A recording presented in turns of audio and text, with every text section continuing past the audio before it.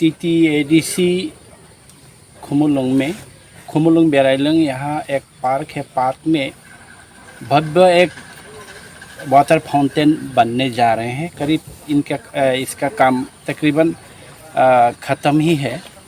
तो ये कहना है कि हम लोग नॉर्थ ईस्ट का सबसे बड़ा वाटर फाउंटेन यहाँ कंस्ट्रक्शन चल रहा है एडीसी में।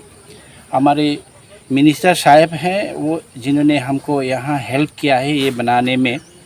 तो ये हमारा हेरिटेज ट्रेडिशनल हमारे कल्चर इसमें वो थीम में रहेगा।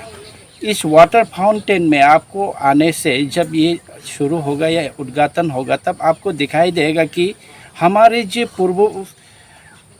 जो रॉयल साइन है, हमारे जो हेरिटेज है, जो महाराजाओं कैसे युद्ध किया, महाराजाओं का कैसे राज शासन किया, इनके कल्चर कैसे थे, कहाँ आक्रमण हुआ है, कैसे सिविलाइजेशन आगे बढ़ा, ये पूरा त्रिपुरा का जो हिस्ट्री है आपको पानी में दिखाई देगा, झलक दिखाई देगा। विथ म्यूजिक विथ साउंड रहेगा। वहाँ घोड़ाओं के आवाज़ आएंगे, हाथियों का आवाज़ आएंगे, वहाँ तलवारों का खनखन आवाज़ आएंगे।